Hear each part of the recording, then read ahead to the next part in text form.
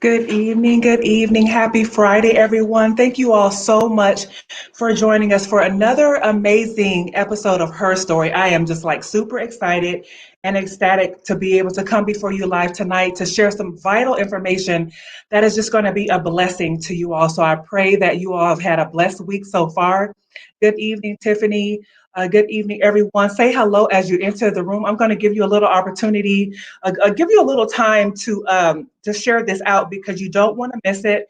So I'm looking down because I am sharing this with as many pages as I can because we have to get this information out. We have to share this because it's so vital. It's so important.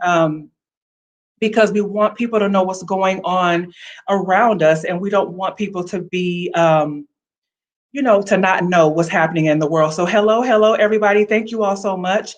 And so I'm going to be speaking with the executive director of Journey Out on tonight. This is a LA-based, Los Angeles-based nonprofit, and it is a nonprofit that helps women, especially when they're trying to come out of the life of sex trafficking and on the streets. They are an organization that helps these people there to help survivors.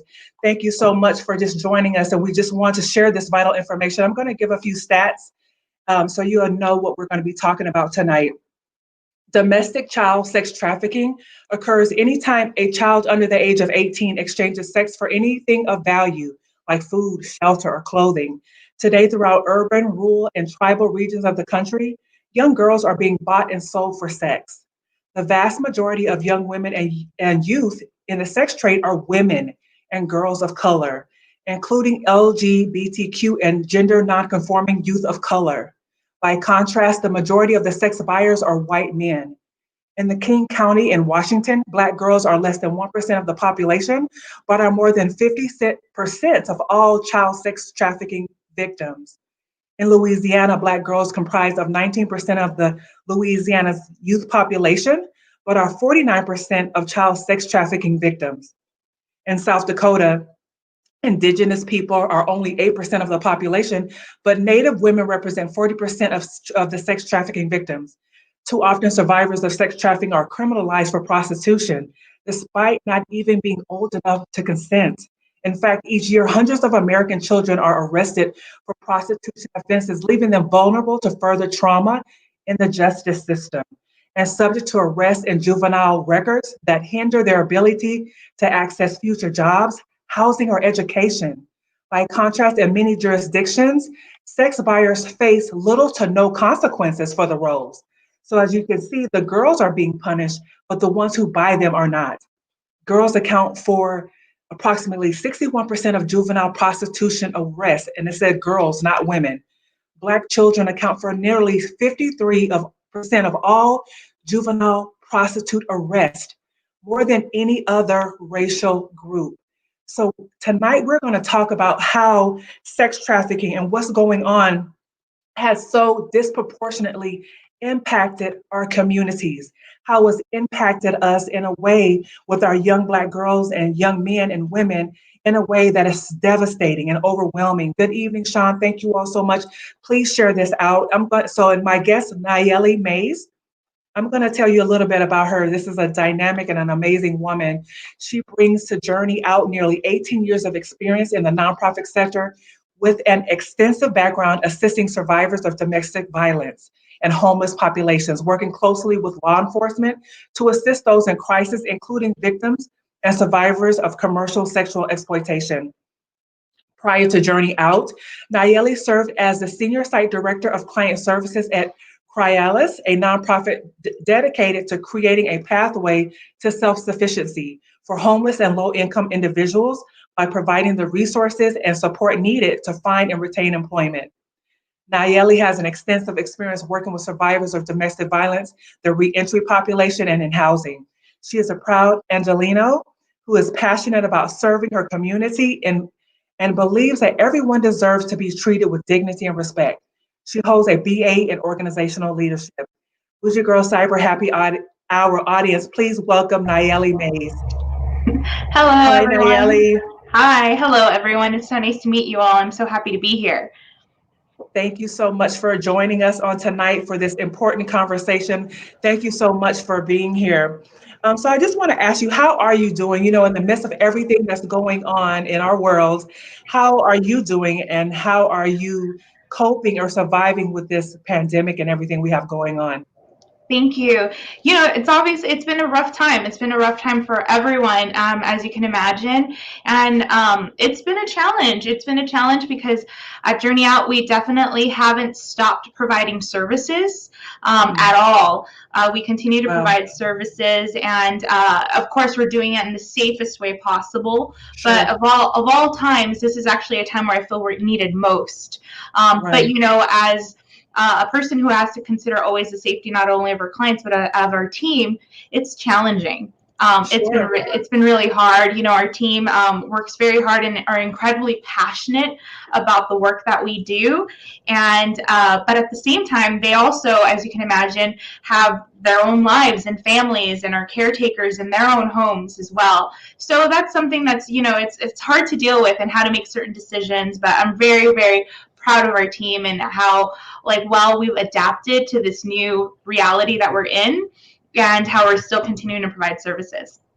That is so awesome, and how even in the midst of the pandemic, you're still able to provide the necessary resources to women and people in need, and that's so awesome that you're still able to do that. So I wanted to ask you, have you learned anything during this time, like anything personally yourself? Like, have you just like an aha moment or anything like that? Yes, and actually, I've been talking about this a lot with our team, and one of the things that I always have, throughout my career and throughout life, and I think something we talk about a lot, even as a community, is the importance of self-care. Right. And this really has been that moment, I think, for me personally, of really understanding how important that really is and understanding how self-care looks different for each person, and just respecting what that means, and how I can provide that space, not only for myself, but even for my team. So it's just one of those things that has been my aha moment of that is absolutely a priority, not only for myself, but something that I want our team to prioritize as well, is making sure that they're taking care of themselves and that they're healthy so that we can continue, first going on, but also doing the great work that's happening too. And that's so awesome that, like you said, self-care looks different for everyone. And, as a counselor, self-care is important to me. So that's good that you understand and that, you're just learning about one another. This is a great time to learn more about one another and just become a little closer like a family. So that's so awesome. So let's get into this conversation on tonight. So if you can, I know I talked about it a little bit earlier, but what is considered sex trafficking? Like, what is the definition that maybe organizations or the government uses for sex trafficking? Well, sex trafficking is definitely, it's someone when it's forced. It's essentially forced labor, or some when somebody's forced or coerced into providing some sexual favor in a sense, where they have no choice at that point. They're being exploited for a variety of reasons. It's often, as you can imagine, misconstrued a lot for like prostitution, where that is completely different.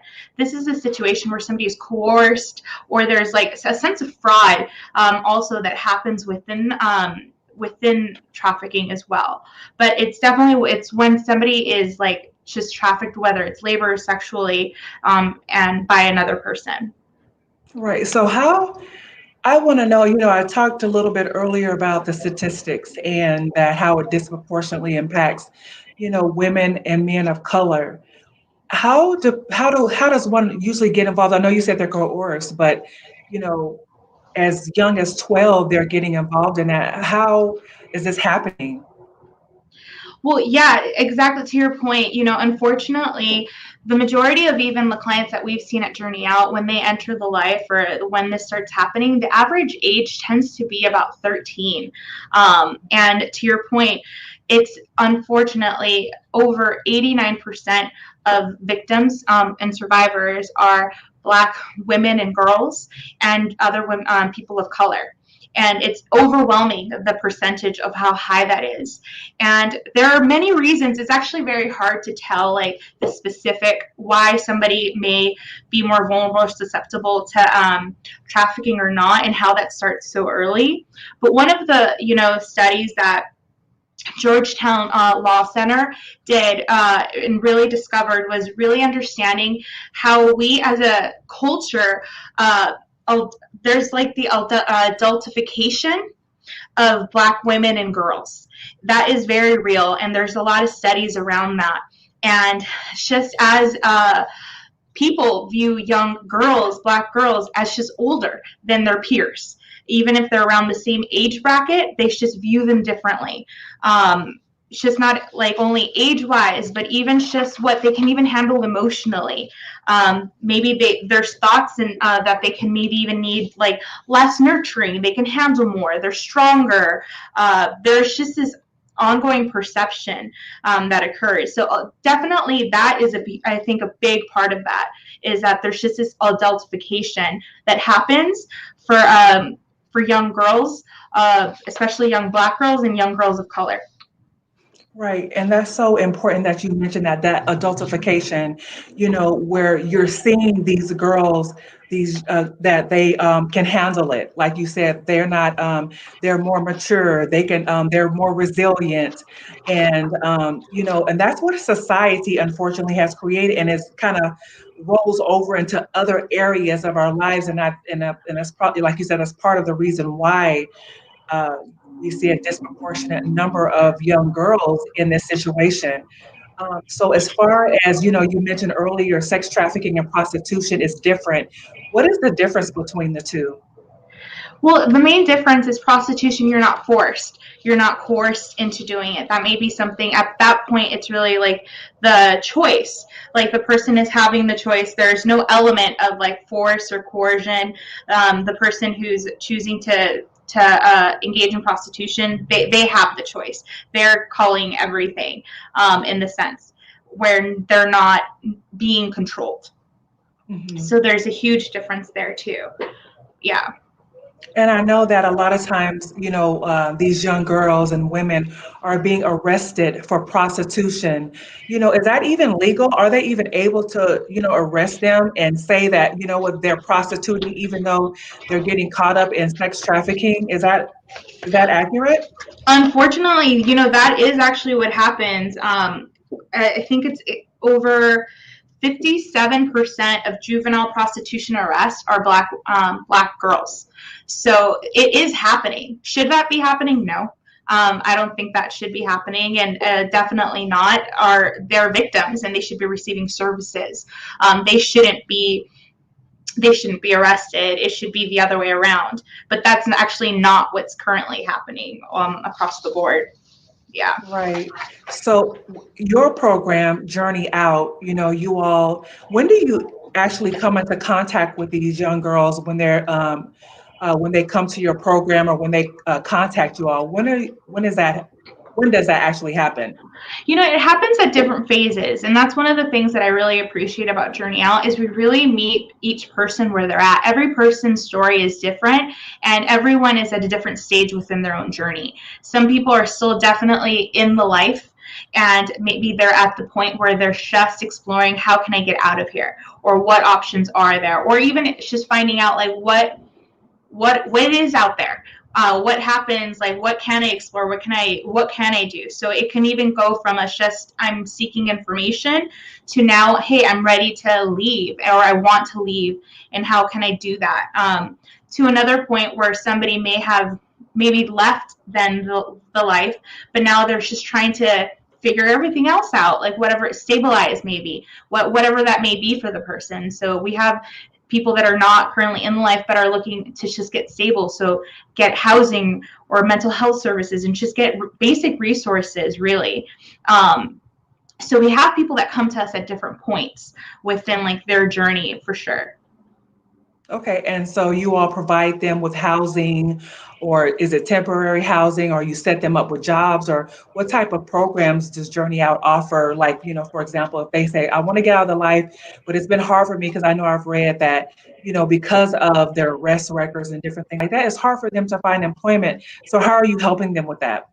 That is something that's one of the hardest challenges definitely for our clients. But some of the things we do definitely are help them with immediate emergency services, anything we can help them with at that time, and that will vary. So it'll be just literally helping them stay at a safe in a safe space, so whatever that may be. So whether that's finding an emergency shelter for them, or just a place where they could stay temporarily while we come up with a plan for something that's a lot more sustainable.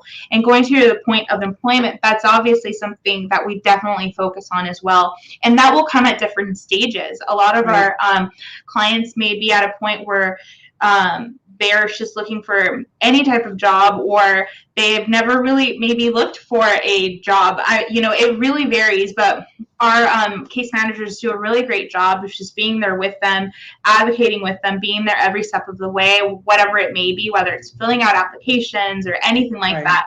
But in addition to that, we work really closely with just our partners and different members within the community, just to understand what like resources are out there and other employment agencies.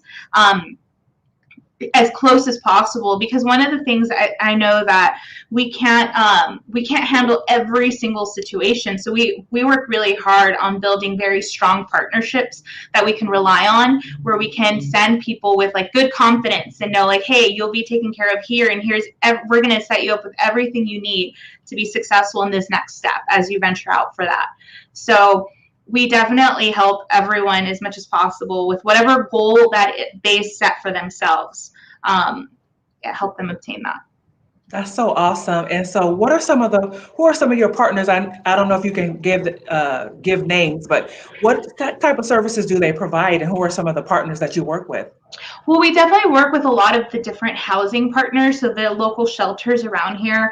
That's definitely a big thing, because that is like the immediate need, as you can imagine, not only within our country, but Los Angeles is the homeless capital of the United States right now. So housing in general is just very hard to come by, to be very honest. So we have to work closely with all of the different shelters and just providers out there to try to find spaces for our clients, and especially because we want them to be safe. Right. So I would say it's just all kinds of shelters for sure. But some of the partners, right, as you mentioned prior to this, previously, before coming to Journey Out, I worked with Chrysalis, so we continue to work with them. They're a nonprofit that focuses on employment services. We work closely with like our Work Source Center and different mental health services as well. So there's a variety of different partners, I would say, that we really tap into. And I guess the big part of that, it would be a long list for me to go name by name. Yeah. It's easier to go by branch because we're in LA and it's such a broad and big area. And our clients are all throughout the city and the county. So we just have partners everywhere we can. And that's good that you provide the variety of services like that through to the victims that come and seek your support and your help. So you all, if you're just now joining us, I'm speaking with Nayeli May. She is the executive director of Journey Out in Los Angeles, where is an a nonprofit organization that helps victims of sex trafficking. And we're having a honest conversation and how it disproportionately impacts women of color. Um, so good evening, everyone. Thank you, Shanita and Sean and everyone for joining. Thank you all. Share this out. We're going to be just having this discussion. If you all have questions, please feel free to ask your questions and we will be able to answer them as best as we can. So I wanted to know, I know we talked about the adultification of women, Black women and Black girls, or Black girls actually, looking at them as more older than they are. Like, for example, teachers and people in their community believing like little girls in elementary know about sex. 6-year-olds are aware of what sex is, and so, or feeling like they're not needed to be protected. Do you feel like that's one of the reasons why the Black girls are trafficked at a younger age than their peers? Absolutely. Absolutely. I think that is the adultification is definitely a big part of it, but the hypersexualization is the other extreme like part of it as well. That is just unfortunately something that our society has just kind of let happen. And, the more I've started to pay attention to that as well. I'll see it, I see it within the music we listen to, music Right. videos, television shows, everything that's out there. It's really in your face. Makeup lines, all you can name it. It's all right there. So that's, I believe, a huge part of it. And the adultification, once I started paying a lot more attention to it, I started noticing just how a part of like everyday life it is. As I'm Latina, and I definitely grew up with the sense of you don't cry, you have to be strong, or well, don't say anything, don't complain, like because you're stronger than this, keep going. Yeah. Or if I felt a certain type of way in class or something, I was always told you can handle it, you can take care of it, or and it's just you're brought up with that even as a society, you're strong, we got this, or anything like that. And Yeah. when you start to think about that, that's a child. And yeah, there's striking a balance between encouraging someone and empowering someone, but also making them older and expecting more from them than we should. And that is so true. Even as a school counselor, and I wanted to touch on this a little bit, how young ladies that sexual abuse to prison pipeline, right? So they're getting objectified as a sexual worker, and then so you go to prison. So now it's this, instead of the education, you're in school, you get that harsher punishment than the boys. So they ask you, what did you do? What did you say? What were you wearing? And then the boys are like, oh, the boys are just be boys, but the girls are treated like they did something wrong. And it's so unfortunate. Like you said, even in all women of color, we're looked at to be stronger, like we have a high tolerance for pain, or, people are not empathetic with the trials and the journey that we experience. And I know you said as a Latina woman, you've experienced that as well. Definitely. That's just, unfortunately, it's just a part of conversations that will happen. And even my experiences, whether at school or whatever it may be, or situations where I felt uncomfortable or wanted to say something or went to an authority, it wasn't necessarily addressed the same way that it would have by a different peer. It wasn't, I don't think it was handled necessarily the same way than it would have for maybe another person. Right. So that is definitely something we see. And, even at Journey Out, unfortunately, 90% of our clients typically have a history of sexual abuse when they were children. So that's real. That's definitely something that's happening and contributes to this as well. Right. And so why do you think that, like, for example, I did mention about girls in school, inappropriate behaviors, the girls are blamed for it, right?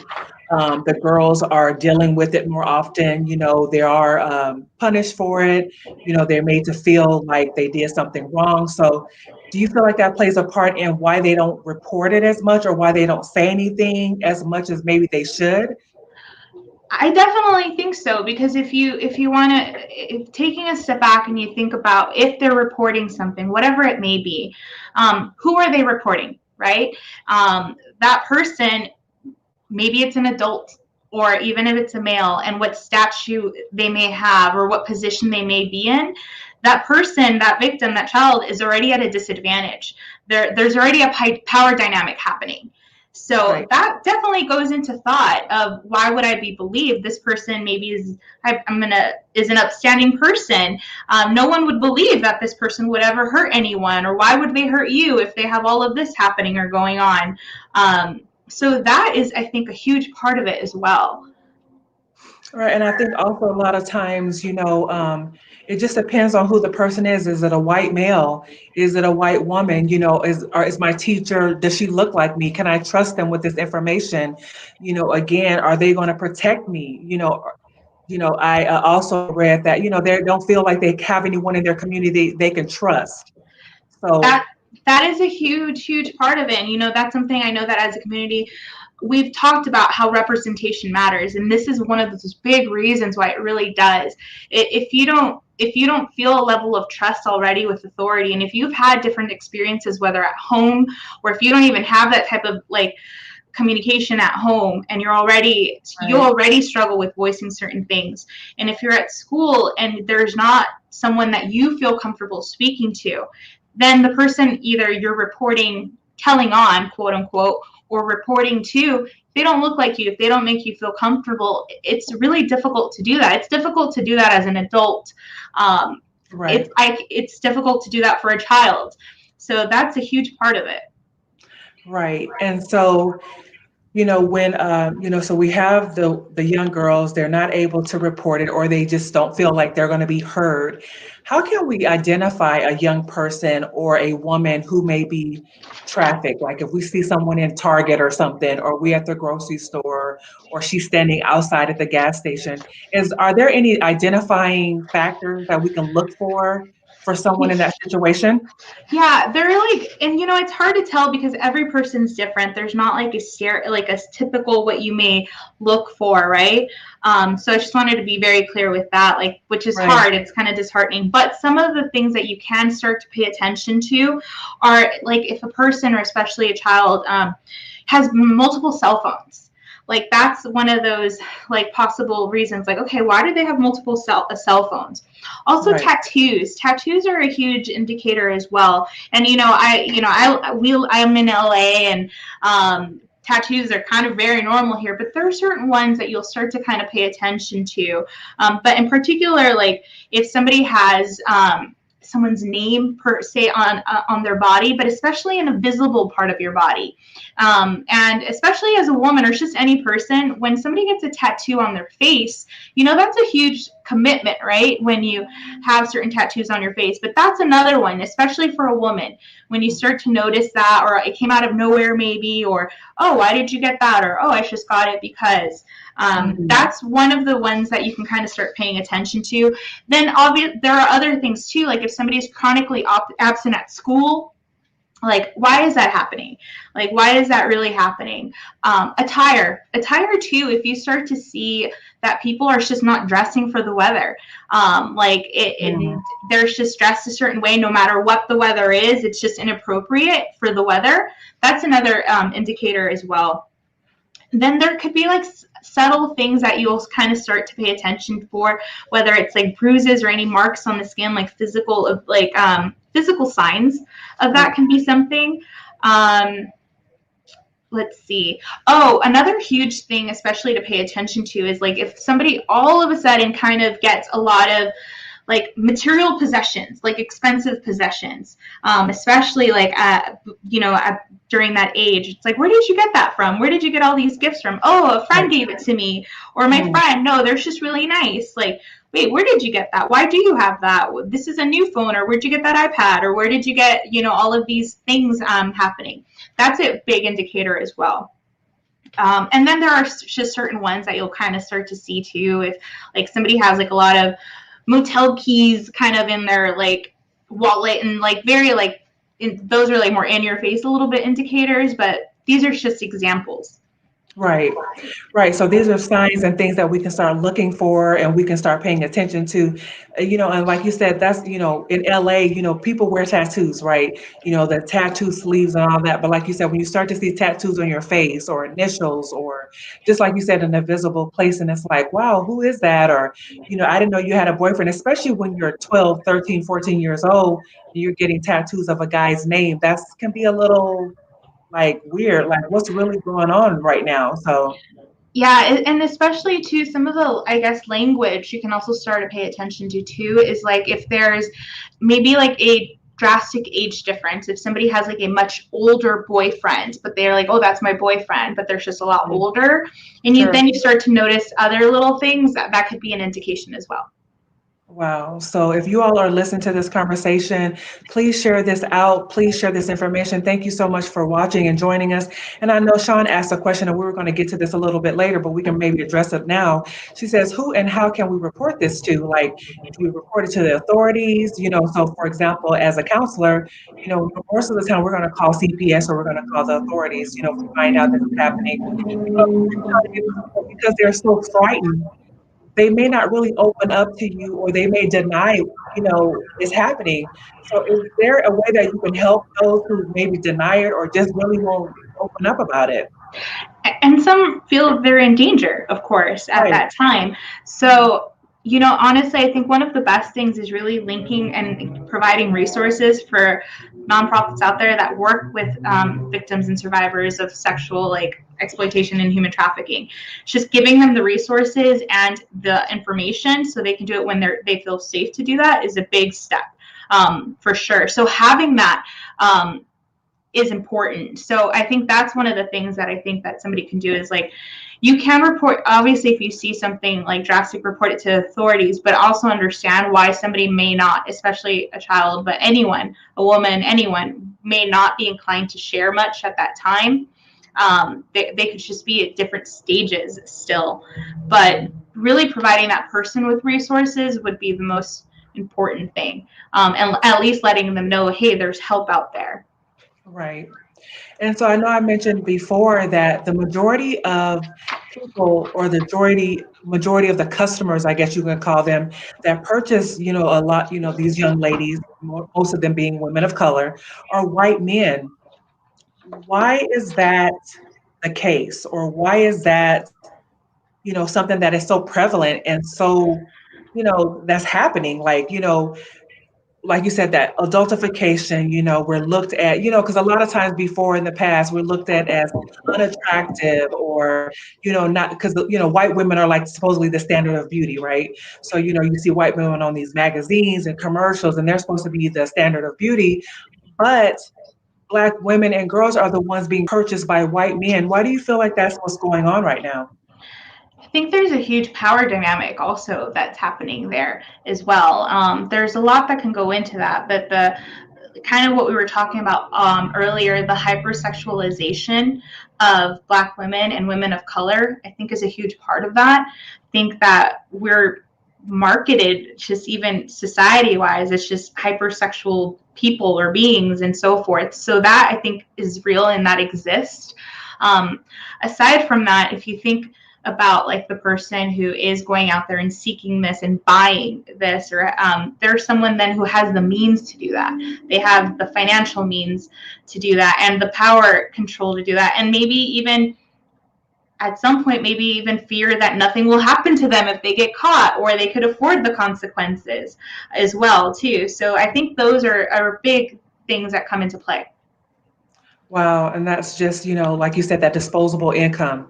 They have the means to purchase these women. They have the means to spend money on sex, and maybe it won't be missed out of their account. Like, right, they can do this and nobody will pay attention or nobody will notice it. Are there policies and safeguards being put into place for these young girls? Because you hear these stories on the news about young girls being arrested, and they're the victims, being in jail for years, and the men get a slap on the wrist. Or do you know of any policies or any safeguards being put in place to protect these young ladies? Well, one of the big things, one of the things that Journey Out does is we work we work with law enforcement to be able to provide services for these women because they're victims and they deserve services and not to be arrested. So those are some of the things that are currently happening, for instance, in LA, and I hope will happen like across the board, of course. But so rather than being apprehended, they're linked with somebody like us, like our team. We have a crisis team that works with them and tells them about Journey Out, gives them resources, maybe at that immediate time places them into an emergency housing, whatever it may be.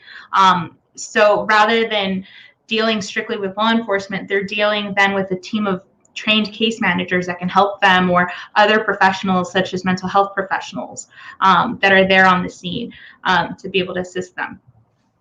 And that's what they really need. They need those mental health services. They need somebody that's like can really support them and listen to them and help them. So a lot of your volunteers or the people that work with your organization, are they previous victims of sex trafficking? Are they aware of, how it, do they understand what's going on? I mean, who are the people that that are working with the young ladies? One of the things that I'm very proud of and I'm really grateful for is that Journey Out, 50% of our staff are survivors. So they are just, all of our staff is incredibly passionate, incredibly has such experience, but we're very lucky that 50% of our staff are survivors, and they just have a different type of experience and understanding and way of being able to then connect and help people. As that, we were having the conversation earlier of how a child, if they don't have somebody that they can trust and to share information to, how important that is. I think that's so important just in life always. And that's one of the things that I'm really proud of, that our staff definitely has experience and can at least be there to listen and provide examples and hopefully just advocate for them and be a support to them. Right, and can actually be empathetic. Like, I understand, because I've experienced that. A lot of times the best help is to know that that person has been in your shoes. So, what resources or what community outreach programs or just things that have been put in place that have been really effective for, what outreach services have been really effective for the women? We definitely do. Well, as I mentioned, like the survivor mentorship is such a big part of it, to be honest, Right. and just our case management team. But I think having that, whether just having a staff on that has experience and can provide that mentorship, is really very important, because you don't have to explain everything. People get it, and it's nice to be in a space where people get it and you can be yourself and hopefully start your own journey now of healing and moving forward to whatever else you want to move on. So that is definitely a big part of it. And the other part of it too is like we really take pride in really hiring a diverse staff of different ethnicities and experiences, because everyone, survivors come in all different walks, you can imagine. So, Right. and people connect with people. That's just the truth, right? So I'm really grateful that our staff is really diverse and has so much a variety of experience that they bring to the table, and that really just contributes a lot. And as far as like even just other types of outreach, I think we do street outreach. We go out there, we meet them where they're at. We provide resources where they're at, where they're working. Yes, we have a center here, but our team will go out when somebody is on what we call a track where someone's working, and give them at least some resources or information, or let them know about us in the most careful way as possible but that is one of the most effective ways, is really meeting them where they're at.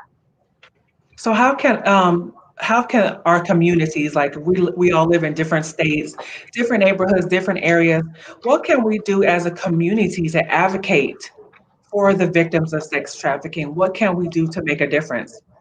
I think there are some of the things is definitely be aware of the nonprofits or the organizations within the community or just that are around that serve survivors of sex trafficking. I think that would be a huge part of it.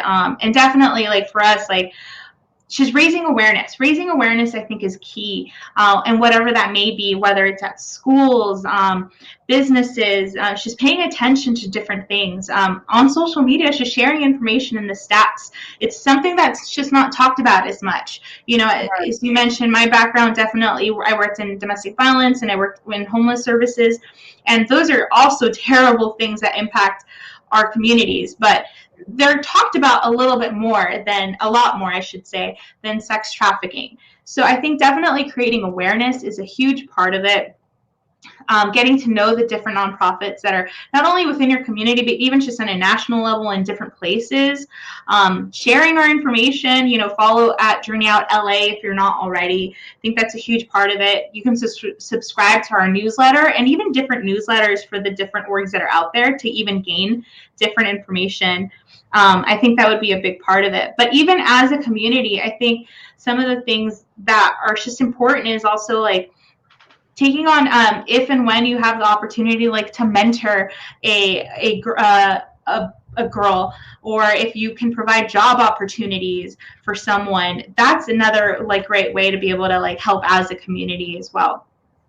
And I know I saw on your website or on your social media, you have a Christmas wish list. So that's another way I believe that the community can get involved by donating clothes and blankets and toiletries, correct? Yes, absolutely. That's always incredibly helpful. All of our resources go directly to our clients. Another, really honestly, another easy way to help that happens year round is you can designate Journey Out as your charity partner on Amazon. You know, Amazon Smile, how you can designate a Yeah. charity. If you designate us, that really helps us directly as well too. So a portion of everything that you spend on Amazon goes to Journey Out if you select Journey Out as your Smile organization. Yes. Right. So if you're not familiar with Smile on Amazon, you're able to connect with a nonprofit organization, I believe, and a portion of your proceeds will go to that organization every time you purchase something or spend money on Amazon. So, like she said, that's a great way for the community to get involved, a great way for us to give back and to support and be a mentor. That was so awesome that you mentioned that, to be a mentor and to be there for the women. Do you have a lot of men to come and help or support, or is that you do you think that's a healthy thing for the men to actually be involved, or is it more like is that will that keep the women away? You know, and we have survivors that, I should say, definitely the majority of our survivors are women or identify as women, but we have had male, you know, come through our doors as well. So I wanted to share that too. But we try to be very careful and create a space where everyone can feel welcomed. But there are definitely opportunities for men to be a part of it too. We have a variety of volunteer opportunities through Journey Out. So Okay. that shouldn't stop anyone. We have really great partners that are just male. It's that shouldn't stop anyone. Yeah. Okay. Awesome. Because you know how sometimes, since the girls have, been exposed or maybe feel kind of awkward or fearful or, you know what I'm saying, apprehensive. So I'm just wondering if that is like a concern or has that ever been an issue? It can be. It can be, especially if someone expresses, and we wouldn't necessarily put a person with another male directly, like one on one or anything like that. Volunteer opportunities would look different, likely. Yeah. So what are some of the volunteer opportunities that you offer for Well, those that we are in the LA area? Yeah, sure. So, I mean, we definitely try to have different events. Everything's a little different now with COVID, but we definitely have different events throughout the year. So, helping with our events directly are really great. Also, if you just have a great network, or if you have your own, you're really great at something and you think that that can help, whatever it may be, like, obviously with COVID and everything going digitally, we're always needing like technical support on things. And if you think, hey, I'm really good at that and I can help with that, or I can volunteer with the production of a video or anything, there's always something that can happen, and we can always use the help. And that's awesome. So if you are in the LA area, or, is there a way, I know there's not a Journey Out everywhere. So how can maybe we locate centers? Is there something specifically we need to type in because it seemed like when I was doing the research on this, it was so difficult to find information like statistics and different things like that. So how can they find a a center or an organization that will give them, a location to go volunteer? Is there a certain website we can go to, or? I know there's the national human trafficking hotline Okay. as well. I can look to see what other websites there are, and we can maybe share that. You can share that with you in the future. But honestly, right now, even for the meantime, you can reach out to us at Journey Out. If you go to our website, there's a general email address. We'll point you in the right direction. And yes, we are absolutely. Yeah, we're based out of LA, and the majority of our clients are throughout LA, but not everyone. People that we're serving aren't from LA always. They're coming from different states. They just end up Right. being in LA at moments. But also, we really do help place our clients in other states and other cities. So we do have partners in other states and other cities. So don't think we're only LA at all. So we'll likely have resources or know of someone in a different city or state. Okay, awesome. So, audience, if you all have any questions for Nayeli, please put them in the chat. We would love to hear from you. If you have any comments or any questions for her, please don't be afraid to ask questions, because we want to be able to make a difference in our communities and help women who have been trafficked, young girls who have been trafficked. I know I mentioned in the beginning that 1 in 6 girls younger than 12 um, were younger than 12 when they were first trafficked. Are these young girls, what happens to these young girls? What happen? Do they get arrested? Are they taken to juvenile hall? What happens? Are they taken to like foster care? What happens to young girls that experience this at that young age? It kind of varies, to be honest. Unfortunately, some may be arrested and will be sent to juvenile hall. Some may be taken from their families. As you mentioned, CPS might be called. It really depends. And some may continue in the life. And that is what we'll unfortunately see. Like I mentioned to you, the majority of the people that we serve started in the life when they were a child. So that's unfortunately one of the things that happens. So why do you think they stay so long? I mean, I know you said that, they start off young. That's usually about 12, 13, 14 years old.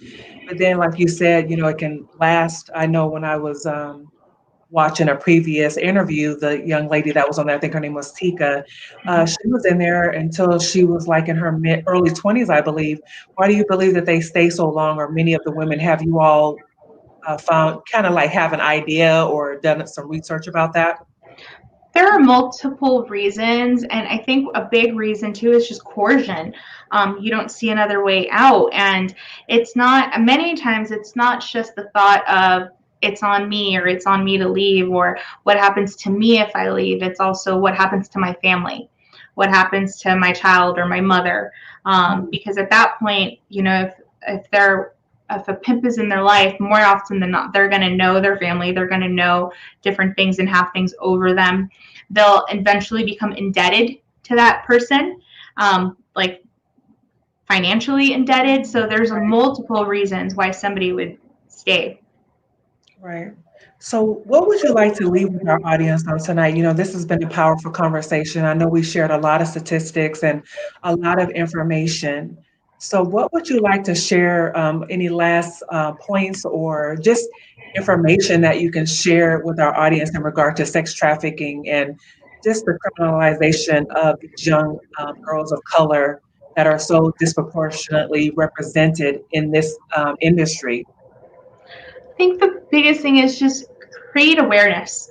Kind of what you're doing today, what you're doing tonight, and what everybody's doing tonight, and spending the time today is just learning and being a part of this conversation is a huge step. But really, it's just building your own awareness on this topic is a huge part of it, but also just sharing that with others on how real this is and how it's impacting our country and our cities and our states right now today in our backyards, literally. I think that a lot of the times it's really dismissifying the perception that we have that human trafficking is happening in other countries, or it's not happening here, or it's not happening in the volumes it's happening.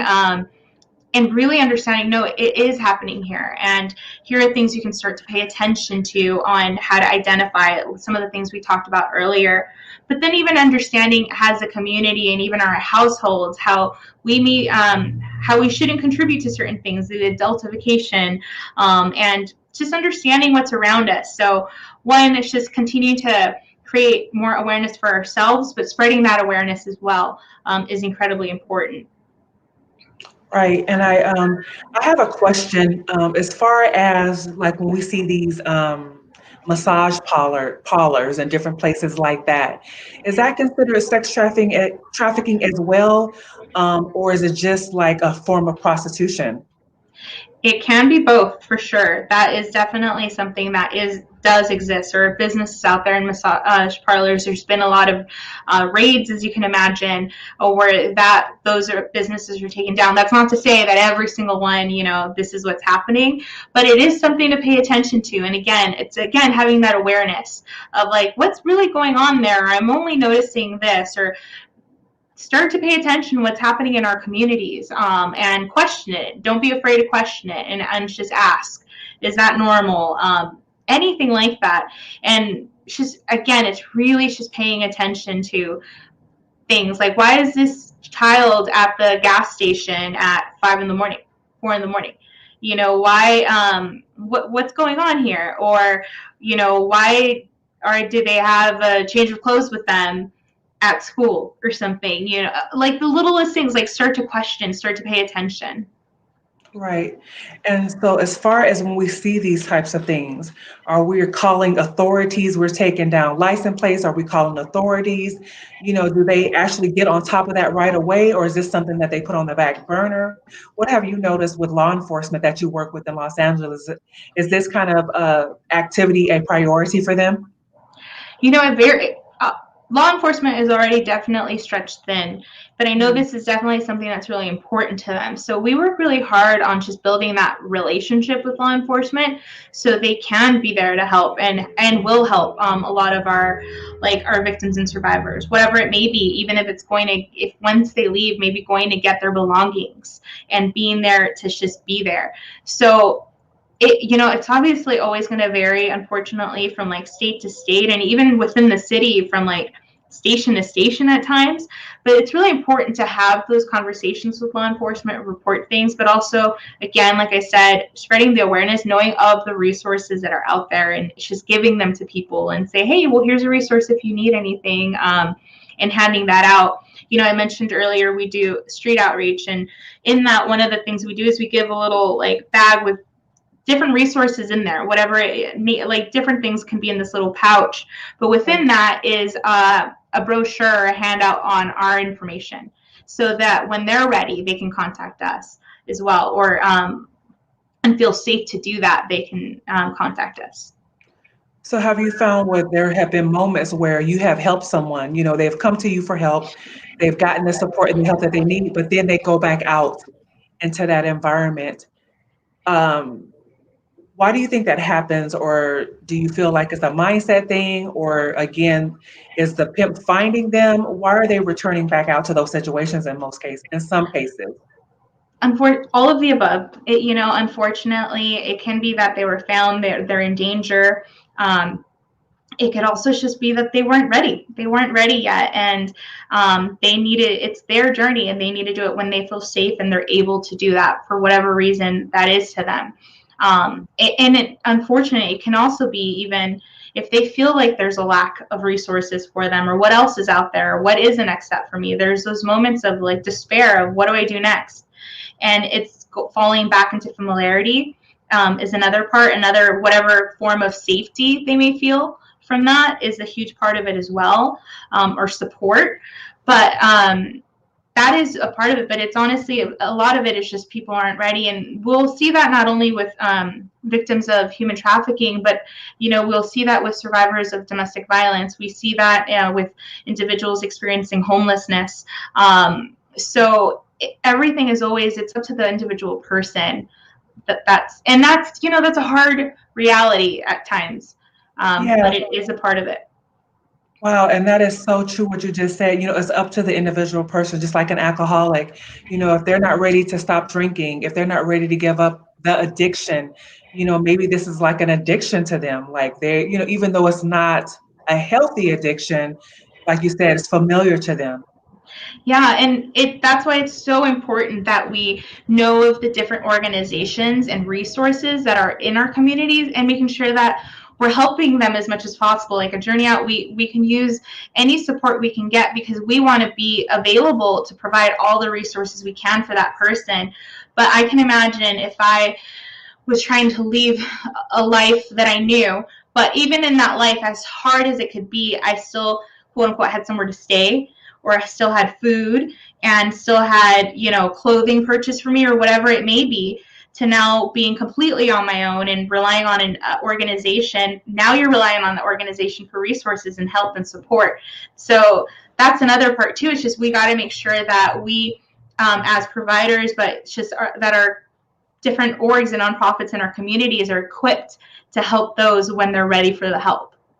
And that's so important because, like you said, they're used to getting the expensive gifts, the jewelry. Sometimes they're given all these things, like you said, are a place to stay. And even though it's not a safe situation, sometimes when they come out of it, it's like starting over. And some maybe they're not ready to do that. Like you said, they're not ready. So that's so important for them to be ready to get the help that you all provide. Yeah, they need to be ready. They need to feel safe to be able to do that. Will they be harmed further?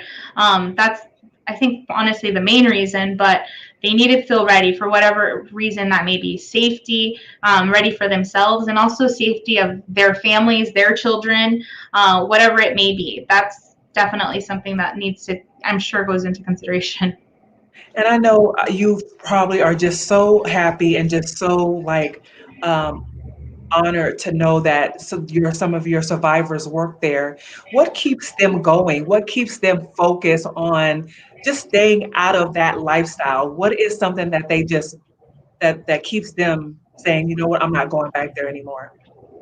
I've been really lucky and I've had this conversation with a couple of our team members. And some of the things that really stand out to me is I was meant to help someone else get out of it. Like, this is like Mhm. a purpose. It's not just a job. It's not, something that they're doing along the way. It's like, Right, I feel a sense of purpose in now helping right. someone else exit the life.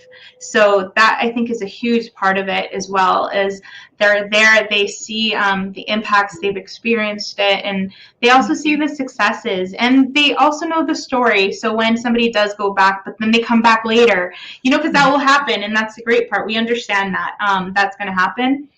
They get to see that with another person, so that's what keeps them there as well. Is they're just incredibly passionate about the work that's happening. Well, we are super grateful for Journey Out. We thank you, Nayeli May, for being with us on tonight on Bougie Girl Cyber Happy Hour, sharing this impactful information with us. And I hope you all, if you didn't see it from the beginning, please watch the replay. We share some great information and statistics to make you aware of what's going on in the world around us in regards to sex trafficking and women of color and how it disproportionately impacts our communities and what we can do to make a difference, how we can support these various nonprofit organizations. So thank you, Nayeli, so much again for joining us all the way from Los Angeles. We really appreciate you. And hopefully you will come back later again and we can maybe have other conversations. But thank you again. Thank you all so much on Bougie Girl Cyber Happy Hour for joining us on tonight.